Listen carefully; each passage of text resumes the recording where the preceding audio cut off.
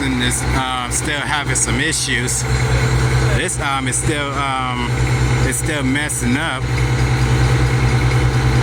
I think it's the motor inside the crossing arm. I don't think it's the signal box. They're now the locomotives are now heading to track 2.